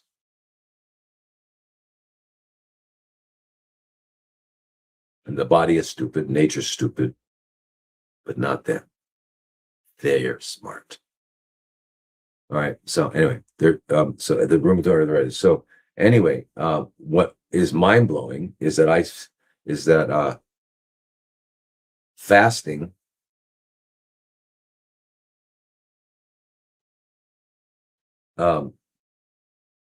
puts rheumatoid arthritis, what they call rheumatoid arthritis. It puts it into your history column, not your current events, and it does that with most things as well. But the first thing what you can do is you can start cleansing, looking at going to a biological dentist, doing your juice cleanse, 8 weeks, as long as you can, colon hydrotherapy, do all that, go to bed early, start doing this, and then strengthen your immune system. So, which involves making sure, if you're over 40, you probably have, well, at 40, you have only 30% of your thymus left. Your thymus gland sits right below this bone here. And thymus begins with a T. That's where T cells are. They graduate from the University of Thymus. So when you're losing your thymus function over time, which is called thymic involution, and it happens to everyone, it's most active the second day of life. It's largest around the age of 12, and then it shrinks. It gets replaced by fat. So the thymus gland becomes replaced by fat. It's called thymic involution. And so by the time you're 60 or 65, you have no thymus gland left. But at 40, you only have 30%, which means you're not making a lot of T cell. And then also you have to realize that the thyroid gland and the adrenal glands are have a major influence on immune function. They determine how many. They're like the managers. So those two have got to be balanced. You've got to balance your thyroid. You've got to balance your adrenals, right? And if you're over 40, you need to replace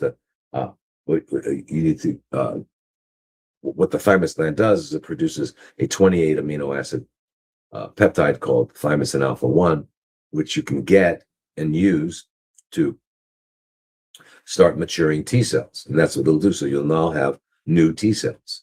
And then you have your thyroid and your adrenals balanced so that they are keeping it healthy, functioning healthy. And then you need to start taking melatonin since our pineal glands don't make enough anymore. And by doing that, you're going to best. And then the other one is learning to go to bed early. All the things moving around throughout the day, but and then stop eating 5 hours before sleep. eat within a 4 to 6 hour window. Just that stuff there will blow your mind at how much your health will change, be restored, regardless of what it is. Now,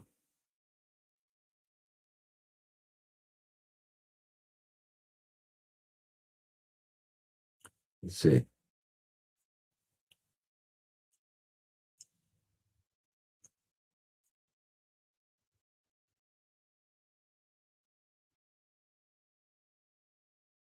Excuse me, so tired. I'm not tired. I'm just yawning. I'm really tired. I don't know why I slept well. Anyway, here's a question from Lucilla. What do you recommend for treatment for stage 3 rectal CA? Bleeding a lot and itching, stabbing pain is unbearable. I did 5 rounds of radiation therapy, but it was painful, and I'm not going that route again. I want the natural healing process.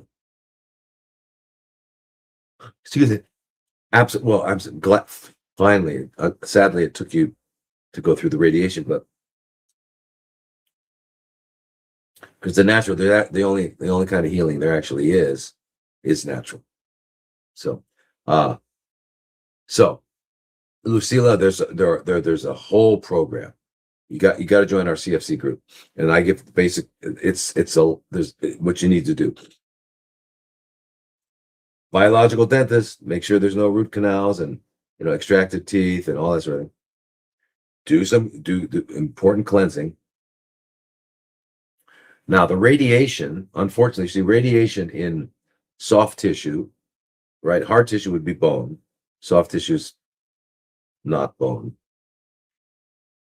The problem with it is that it causes damage in those, and you wind up getting scars and especially if it was in your,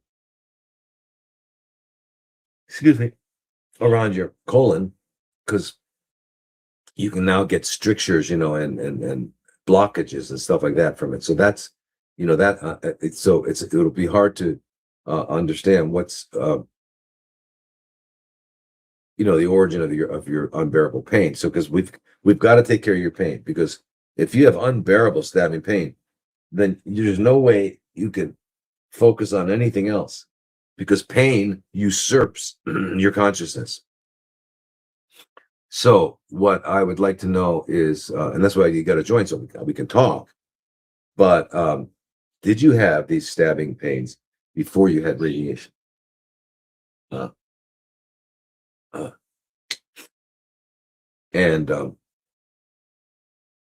So stabbing, and I mean, it's like constant, repeated, or occasional, or is it associated with eating or not eating, or is it associated with bowel movements, or what's happening? And if you're bleeding a lot, it sounds like there's whatever they were attempting to do with the radiation, which is expected was not successful because you're bleeding. So the two immediate things that have to happen is we've got to stop the bleeding, find out where it is, and we've got to get rid of your pain, right? So that you can get on with healing, because these are gonna get in the way. So that's the first thing we need to do. And so Lucila, please, drlodi.com, drlodi.com, join the CFC group so we can, because there's a lot you need to do, and that way I can meet you twice a week, and we can ongoing take care of this. Okay, it's not something we're going to do one time. You know what I mean? It's not.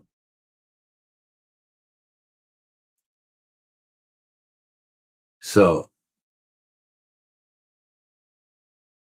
excuse me, I'm always surprised that they, so did you have surgery or what? There's so much I don't know, so I need to know. So you need to join the groups. Okay, and then this is Jeanette. I have Hashimoto's, and the inflammation in my body was making it hard for me to move. I bought your book and fasted for 15 days. I feel amazing, no inflammation, and I can move like I haven't in years. I'm currently refeeding day 4, but I'm terrified the inflammation will come back. I don't want to live like that anymore. Well, hey, Jeanette, fantastic. Congratulations for doing that 15 days. And you're refeeding the proper way. And okay. Now, I mean, and there you can see the book on Restream. Um,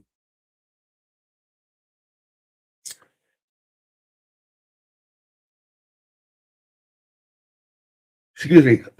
Keep in mind that 15 days was a beautiful start, but it won't solve the whole problem. You're going to need to do this again. So do your refeeding, properly, and you'll get to the blended soups, right? Organic, raw, blended soups, and then stick with salads. Eat just it's your opportunity to eat uncooked plants and seeds and nuts and all that stuff. Now I have now and Hashimoto's we can take care of easily.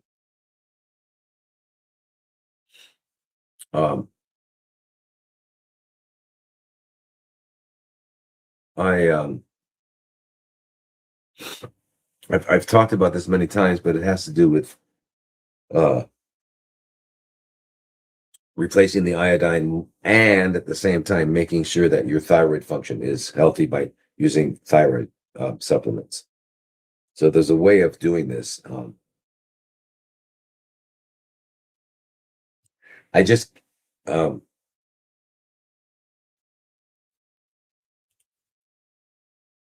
okay, basically. So here's the things. So if you have what they're calling Hashimoto's, they're going to tell you that the doctors that you shouldn't take iodine. And the reason they say that is because the iodine will actually suppress or decrease the amount of thyroid uh, hormone production, which makes sense, right? Because if Hashimoto already means low thyroid.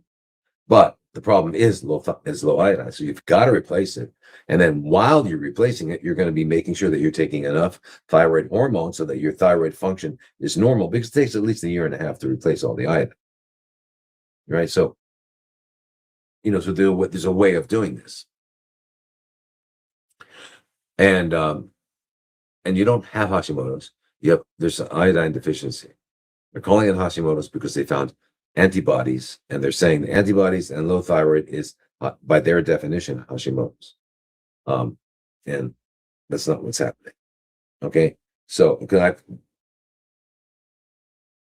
worked with hundreds of people with this situation, and they were able to resolve it. Excuse me. Problem with a mustache and a beard, you blow your nose or you eat food, you got to go shampoo it. Crazy. It's too much work. That's why I shaved it. Just too much work.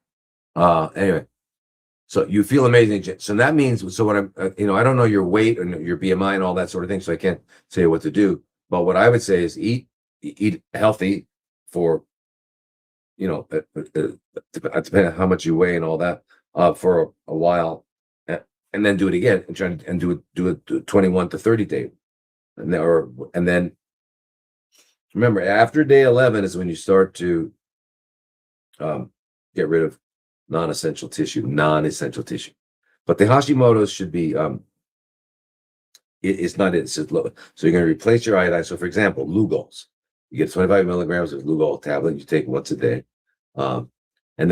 and then you're going to use your basal body temperature, right? Because you can't trust the blood test. Your basal body temperature in the morning, armpit temperature before you get out of bed, and you do that 5 days in a row. You take the average of those 5 days.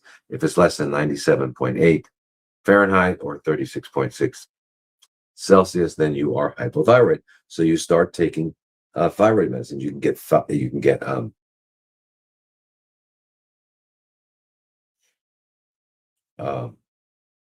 I shouldn't read this stuff. Thyroid medicine you can get. And the thing about that is you can get that without a prescription. You just go online and get it, and it's T3, T4. And so you take that in the morning, empty stomach, 75 milligrams, for example. After 10 or 14 days, you check again while you're taking it. If you're still low, you can add a second one like midday, like 30, 40 minutes before your midday meal. You do that 14 days and then recheck it while you're taking it, and If you're still low, it might add a little bit in the morning. So whether you can titrate yourself up to a healthy body temperature, don't look at blood tests, and then while you're taking your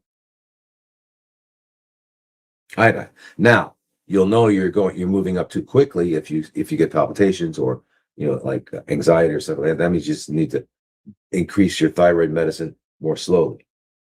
That's all that means. But you can do this. And I'm so happy you fasted, and now you can fast again because now you know you can do it. And yeah, it's incredible how you feel. It's unbelievable. So remember, you can eat a while and then get back into it again, and do it. You're going to find that whatever ails you won't ail you anymore. It's just incredible. Yeah. So where are we? Let's see any more.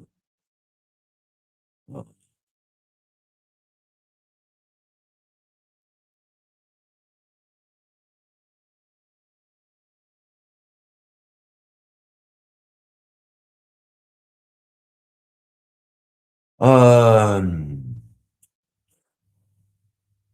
All right. So again, radiation caused blockage in the radiation caused blockage in my husband's PT tube of the chest. Now he has stent has to be changed every 6 months. Yeah, I mean, for radiation. So remember what I practice and my clinics have always been is called integrative oncology. Integrative means we understand that no one particular discipline has all the answers, right? Because if you got a broken leg, you don't go to the herbalist, you go to the orthopedist, right? So but you've got to know them all so you know when to do what. And so that's what it is. So do we ever use radiation? Yes. Not in those situations we were just talking about. But if we got a tumor in the brain that's growing quickly and it's inoperable, then we've got to. A tumor on the spine, we have to. About to encompassing a fracture your femur or something, a bone, right? But never on soft tissue. Radiation. Chemo, when we have to do it, we do it with low dose and insulin, so that we get the best benefit and the least amount of side effect. And we do it for a shorter period with a specific goal in mind, right? Not to just keep doing it and doing it. So in other words, but we do all the other stuff as well. So it's not that at surgery, yeah, there's times you have to do surgery. But if you don't have to do it, don't do it, because it's trauma. It's a trauma, and your body's going to have to heal. And it's not only trauma, it's poison, because you have to get anesthesia, which is very powerful poison. So you do it when you have to, absolutely. But if you don't have to, you don't. That's it. You just have to know when. All right. So now,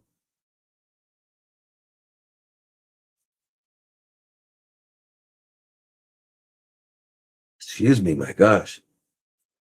What are the top 3 fermented foods to help develop the gut microbiome? Kimchi, sauerkraut, natto.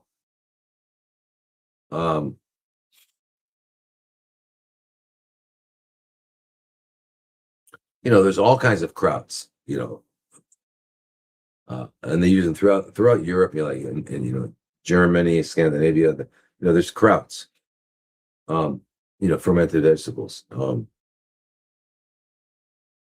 natto, as you know, is fermented soybean, and then kimchi, which is the cabbage. It's a little spicy. It's Korean, and I think almost every indigenous culture will have some sort of what do you call it? Fermented foods. They're very important.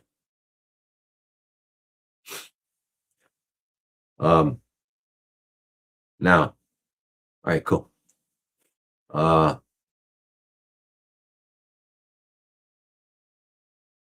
So here it says, I have been wanting to fast, but I start to feel sick. Do you have a recommendation for fasting successfully?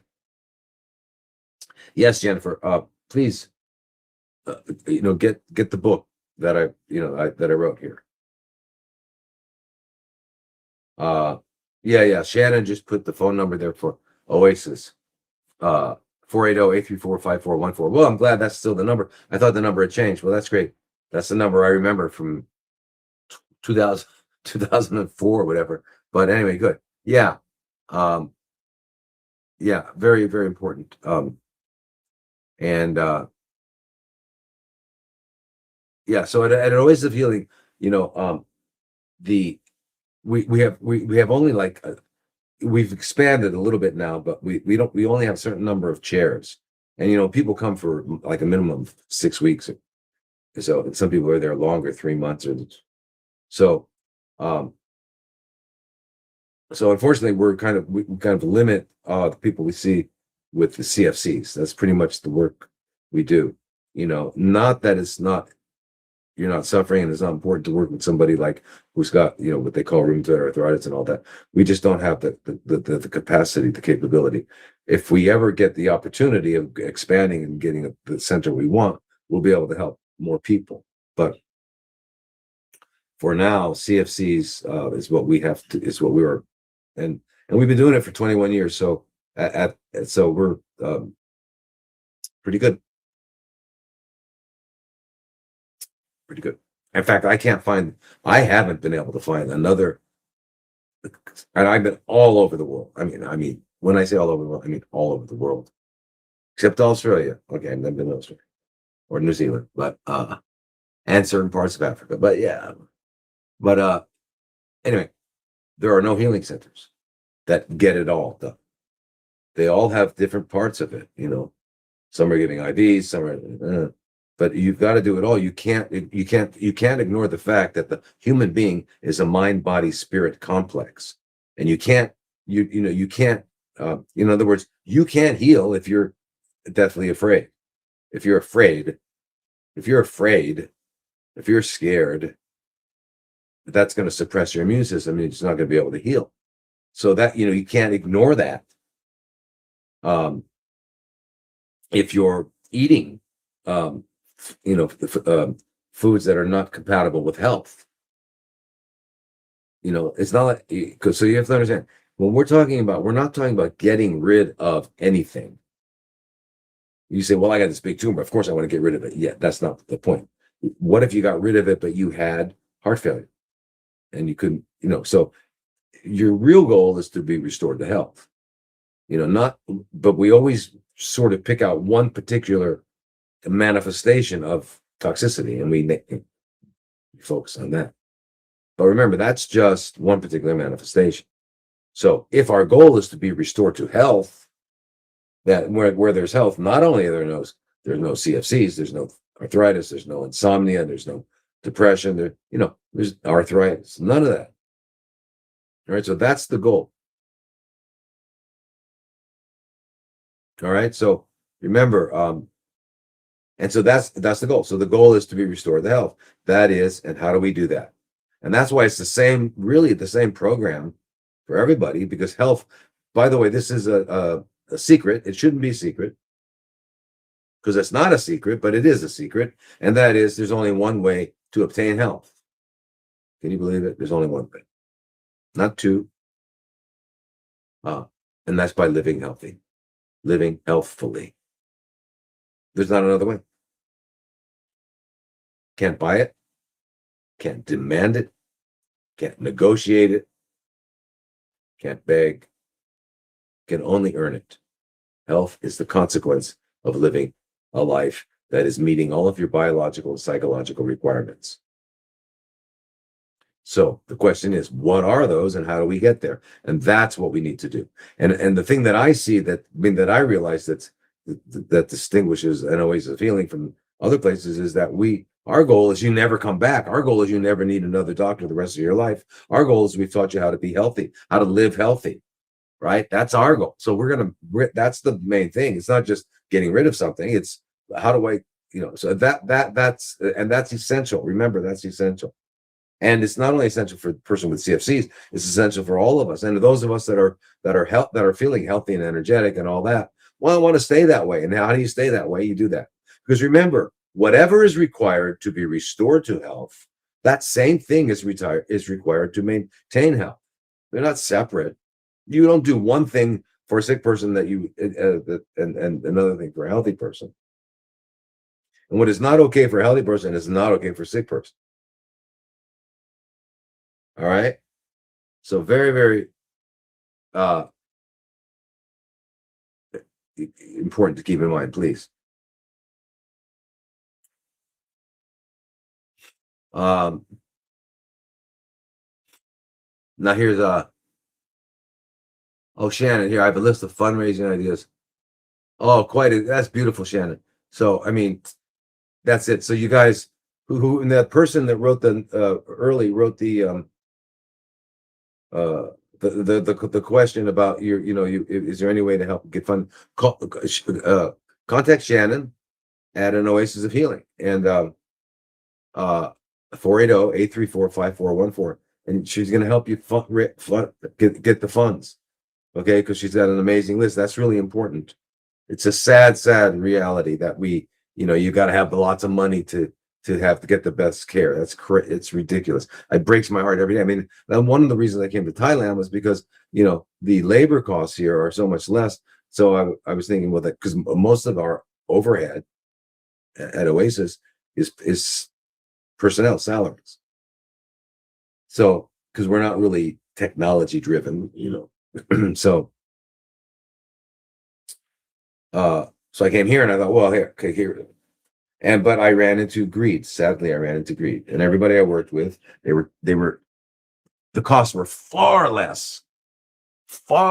They paid the doctors perhaps 1/10 of what we have to pay in the US. The nurses 1/10. I mean, but they were charging the same prices. And I just said, I couldn't work with them because I don't understand greed. I don't understand greed. I can't comprehend it. I'm just not capable of comprehending it. I need one house. I don't need 3 houses. I don't need a jet. So I just don't get that. And am I going to feel good if I'm happy and this person's I see they're not happy? How can I feel good? How can I feel good if I see this person not in trouble and I just don't understand it. So that's it. But anyway, so that's the thing with money. So fortunately, Shannon's got a great list. So please, whoever you were, contact 480-834-5414. 480-834-5414. Okay, very, very important. Now. Okay, this is Sandy. May I call you about the 41-day fast? I need to have a doctor oversee it for me, and I would pay you. I'm in Illinois. Do it have to any doctor to oversee it here? So no, Sandy, please, hello@drlodi.com. Hello@drlodi.com. Email my assistant Fa, and I'm happy to oversee and what's really good is if we get a group of people that want to fast all at once, and I'll do it with you, and we can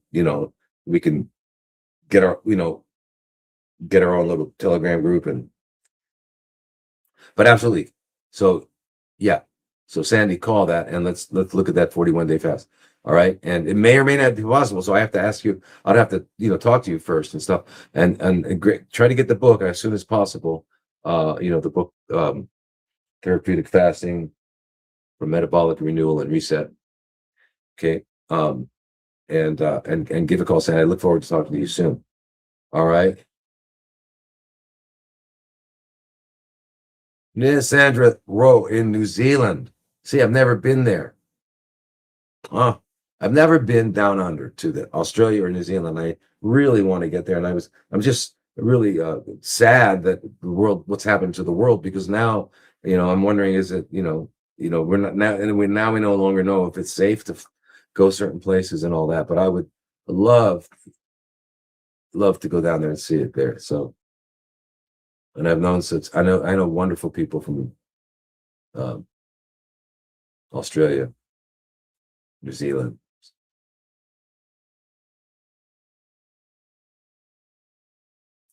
Okay, so Gregory, are there gene mutations that stop some amino acid conversions, the 9 amino acids? No, not really. However, because it's a biosynthesis, right, or biologically producing. But there are, under certain situations, there are what they call like there are 9 essentials, but under certain situations of uh, of deprivation, there can be actually it can be an extra 110 or something like that. That happens occasionally, but no. If you get those 9, you're going to make the rest. That's all you need is those 9, and that's really what you need. And the body, it's very important it's that way. But let's say you have that, so you make sure you get something like chia, which gives you 18, all but 2 of the non-essentials. In spirulina and tofu, you're going to get all 20. So that way you don't have to be concerned about that. But no, mostly that's it, right? And we have to remember that, and it's on purpose because, for example, glutamine. If we had to eat that, we probably would never live. If we weren't able to make it, if we had to like find it and eat it, it's actually the most abundant amino acid in our body. It's the primary fuel source for our lymphocytes, our T cells. It's the primary fuel source for our the cells of our small intestines, which allow digestion. And it's very important. Yeah, so CFCs use it for fuel too, but if you starve them, you starve you. So you can't eliminate that. That's really, really important. Now,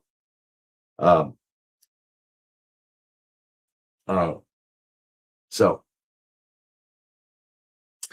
that's that. A lot of good questions. A lot of questions here on fasting. I can see that people realize that and that's why I wrote the book. It's called there it is, Therapeutic Fasting, a clinical manual for metabolic reset, or so that you can do it. And this is going to help you. Like, it's going to help you prepare. What do I need to get? How do I know I'm okay to do it? I'm taking this medication, that medication, all that stuff we get into. And now I can start. What do I need? How do I know? And what do I expect? And yeah, you can do it. You can do it. Don't let the Rockefellerian machine of disease convince you that it's no problem to take drugs, but be careful of water. Absurd. Wait a minute, that's what they've got us believing. So anyway, you can water fast and you will heal. That's the thing.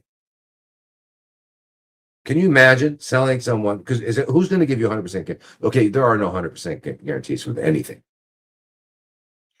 but this stuff comes pretty close. If done correctly, I've never seen it not work. If done correct, it's got to be done correct, and that's why I wrote the book.